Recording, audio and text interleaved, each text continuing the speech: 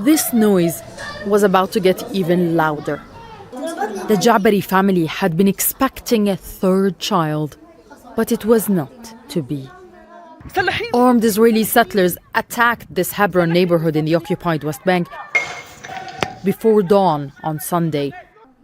Isra, who didn't want to appear on camera out of fear of retaliation, was forced to flee.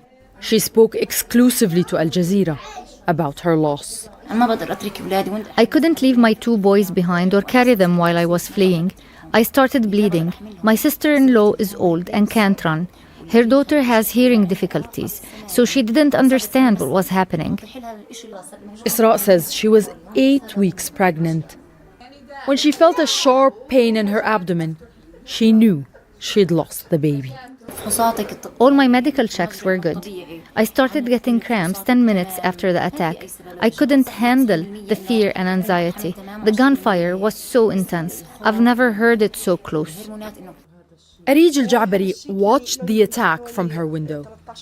When she hears something, she says she pulls out her phone to record.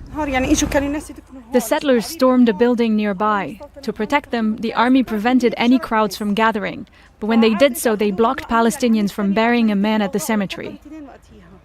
Arij says strength is a constant requirement.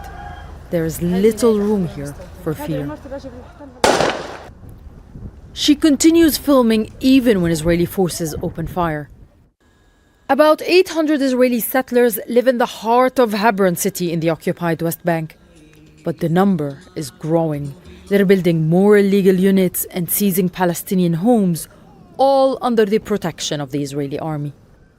For the 35,000 Palestinians here, even basic necessities are hard to get. Since the war started, residents have been telling us that they have a curfew every night after 10 p.m. till 9 a.m. the next day. And on Saturdays and Fridays, no one is allowed to move. Only Israelis are permitted to drive here. Isra says her neighbors could not come to her rescue. Thousands of Israeli soldiers guard the settlers here. They would arrest anyone trying to help. With barely a moment to mourn, fear keeps Isra on edge, pushing her to the brink of collapse.